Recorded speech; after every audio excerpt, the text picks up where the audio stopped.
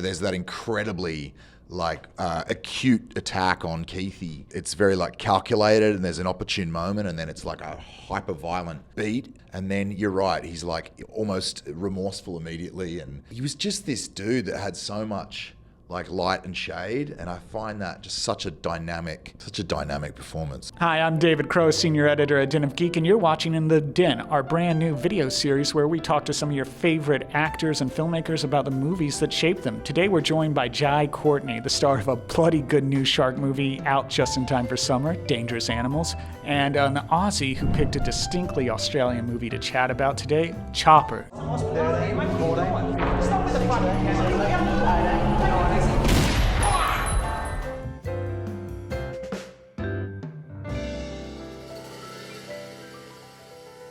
How are you? Thanks for having me. Oh, thanks for stopping by. And I also want to thank you for picking one of my favorite crime movies to talk about today, which is Andrew Dominik's 2000 film that turned Mark Chopper Reed from a local celebrity legend into international icon, it might be fair to say. We're here to talk about Chopper. I think it is fair to say. And I threw that film at you guys because if I think back about a relationship with movies at all, it sort of starts around that time period, and particularly Australian stuff I think was speaking to me. I've always loved crime, drama, thrillers. My dad would always kind of have Scorsese stuff going on. I'm kind of my favorite films have always lived in that world, but there was a couple of Aussie kind of crime films that existed around that time that I think were just getting a lot of overplay in my friend circles. Chopper was, 2000, so I was probably 14, right when you're hitting that time where you kind of idolize these morally ambiguous characters. Yeah, I was curious, were you, since you grew up in Australia, had you known who Chopper was before you saw this movie? No idea. And particularly being that young. I mean, God knows if I was even allowed to watch it. It was probably one of those things that kicked around on DVD and you passed it between your mates. But I urge people to watch Chopper to this day. If you meet someone and you're talking about your favorite films and someone hasn't seen it, I don't know if it's streaming now in the US. It was incredibly hard to find a couple of years ago. I've been guilty of buying a DVD player and finding the DVD on eBay in order to screen it for people who haven't seen the movie before. It was incredibly hard to see when I discovered it myself in college because it was an Australian film. I think I ended up having to rent it from the library. It is available on streaming right now, Peacock. Peacock, you're welcome. Thanks, Peacock. So much of this movie, a lot of it is just based around this beautiful performance by Eric Bana. And I'm obviously, as someone who maybe was considering acting when you were watching the movie, did that play an impact on you wanting to pursue this as a profession? 100%. I mean, I think what you see Eric do with that role is quite profound. He turns what could probably maybe be interpreted as a sort of, two-dimensional kind of villain type guy into something that's incredibly lovable. I mean, I'm sure if you've ever seen any interview with Mark Chopper Reed himself, you understand just how insanely good it's a really an impersonation, honestly. It's he's an excellent mimic, Banner is. Every single one of yous is gonna go up and apologise. Dirty Dick Downey. Yeah, he looks like a fucking accountant, but he's a hard bastard. Super Steve Cooney, look out, Super Steve. I've played people that have existed before, but never in a space where I've had to portray someone who's a pop figure or someone that's known in the media. So I imagine the pressure of that is immense. One of my favorite things about having the DVD as a youngster was watching the special features, which is a long, forgotten function, which was one of the best kind of things about the 90s and early 2000s and the way we got our media. There's interviews with Eric and Andrew Dominik going to visit Chopper on his farm in Tasmania. You see these excerpts of these stories that Chopper's telling, and it's woven into deleted scenes, and it's just an amazing performance and really inspiring. Obviously, I've gone on to play many morally ambiguous characters, certainly in relation to something like this with Dangerous Animals. So in Dangerous Animals, you play Tucker, who is, you might be able to describe it a little bit yourself, but would you say, like Chopper, does he have a somewhat charming, seductive side? I hope so. I mean, that's certainly a goal with him for me, was like finding that, I can't determine whether they're deploying those kind of skills or tools or whatever is effective, but my aim is to create a character that is at least enjoyable, in some aspect. I obviously I want to terrify audiences as much as his victims to an extent, but I want people to have fun with it as well. Yeah, I mean, Tucker is such a performer. He's such a kind of storyteller that the boat deck even like functions as a kind of stage for him. Even though he might pose a threat to Hassie's character Zephyr for much of the film, there's an element of like pride in what he does and what he represents within his own little world.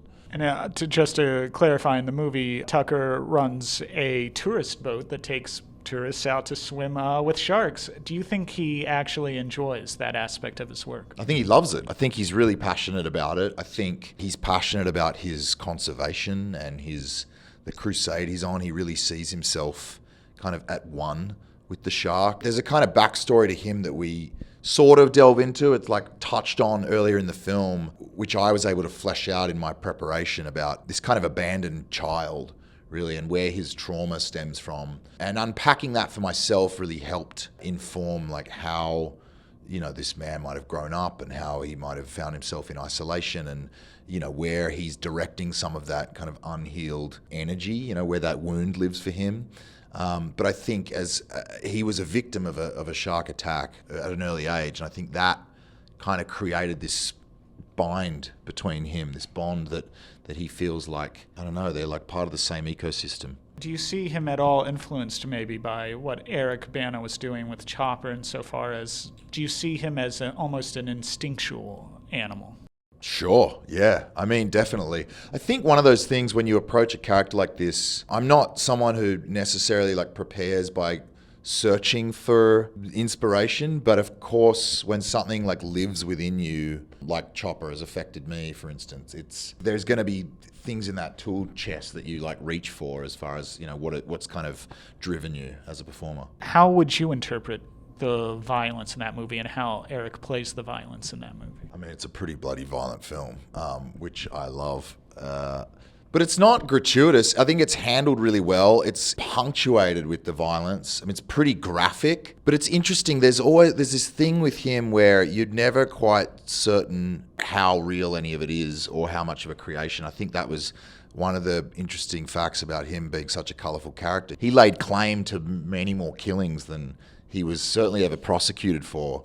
And there was a sort of a reception to some of that it might have been completely made up. And I think that damaged his ego somewhat, which is interesting. And so, yeah, I mean, you don't know if any of it's if some of it's a bit of a stretch of the truth or what. I mean, yeah, there's kind of no holds barred, man. I mean, this is a dude that cut his own ears off. To me, I see a little bit of a comparison with maybe something as heightened as Dangerous Animals, because the way I really was fascinated by how Eric played it, revisiting it recently, was at the beginning you see Chopper in prison. The first half of the movie they filmed at one of the real prisons he spent some time as a guest of, and in those sequences you see him both stab someone and be stabbed later on.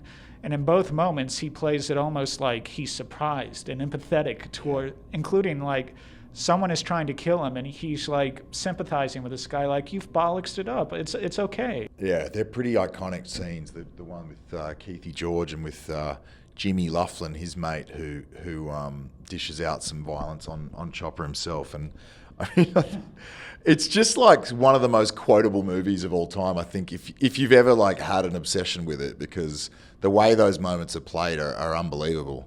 There's that incredibly acute attack on Keithy. It's very like calculated, and there's an opportune moment, and then it's like a hyper violent beat, this kind of explosion, and then you're right, he's like almost remorseful immediately, and he's kind of passing him a cigarette, and he's all kind of, there is an empathy to him there, and he was just this dude that had so much like light and shade, and I find that just such a dynamic performance. It's really inspiring. Out of curiosity, had you seen Eric his sketch comedy days before? I mean, I was a lot younger and less aware, and certainly not like knowing that was him following along. Yeah, what was he on? Full Frontal, I think. Frontal. Yeah, he had a few great very quotable characters from those shows as well. Tonight I'm going to be talking about the French in the specific, blowing up these things, right? Frickin' mad, I reckon. Mark Reed was watching those shows. He's like, yeah, this bloke, yeah, he could play me. Yeah, that's what I heard too. I don't know who knows how true that is either, but from what I understood, he handpicked him, but I'm sure he'd lay claim to that, whether it was true or not. When you're doing a role like that, I'm just curious because you did, obviously, again, it's fictional, it's not a real person, but there's a certain theatricality to Tucker. Is it a joy to be able to play such an over-the-top character? 100%. It's an absolute gift because you just get to explore a lot of range. I mean, Tucker has this vulnerability to him as well. His ego is like swollen, but it's not impenetrable. We get flashes of that. There's the performer, there's the boat captain, and then there's this kind of icy cold, calculated like killer within him as well. And to be able to get to explore all of that in the body of one film, it's like fodder for an actor to get to chew on all that meat. Roger Ebert, when he reviewed Chopper, he said, I think something along the lines of, what's going on in Australia? Are they a few degrees south of true north? And by that, I think, maybe among other things. That's a good quote. Maybe among other things. He was comparing it to a Romper Stomper and Mad Max and other iconic Australian fictional characters, and now Chopper. And he was saying they're very colorful and they're very over the top. Do you hope Tucker is kind of joining that pantheon? I mean, sure. I'd certainly, if that's the reception to our film and we reach some kind of status where, you know, people are appreciating it along with some of that other great art, that'd be incredible. You know, I think it's got what it takes. I'm certainly proud of the movie, and, you know, it's a fun performance. I think people are going to love it. If you're into like serial killer genre stuff, I think horror gets used really kind of loosely here. It's really more of like a survival thriller, in my opinion. With a couple of, you know, fins lurking in the water. It was an interesting film to make. I didn't quite know what I was stepping into. You can't predict really anything in these processes. All you can do is make a kind of educated guess at how you'd like things to turn out. And Sean was a great collaborator. You know, when I read it, I thought my instinct was that I needed to go big with this character in order for it to work and to give it that color, because I think if he's played with this wash of evil intention, it's just less interesting and it doesn't feel real to me. But Tucker felt like someone you could be stuck on the bus next to, the guy you sit down next to in the bar, you know, the dude driving your taxi who won't shut up. There's a familiarity to him. And I've always been curious about how close we get to folks in the world who are capable of things that we couldn't possibly imagine doing ourselves. You know, and I think it happens scarily, but that's interesting to me. Since we're talking so much about Chopper, were you looking at growing up at the careers of Eric Bana, or for that matter, Russell Crowe, Romper Stomper? 100%. When they went to Hollywood, yeah. Yeah, I mean, Russell's a friend. I got to work with him some years ago now, about 10 years ago. But yeah, those guys are a huge inspiration. Heath Ledger, of course. You know, Hugh Jackman. And you know, a little closer to a contemporary mind like Joel Edgerton. I was looking at all those guys who were cracking through at a time when it was either starting to become just like a distant like dream in my eyes, or something that felt like I was on the cusp of. You know, I still do, and I look to them now, and there's a lot of great people coming through who are real inspirations as well. Yeah, I think you and I are close enough in age. We grew up with Gladiator and maybe Troy, and then the first thing I saw you as a Yankee was Spartacus. Yeah.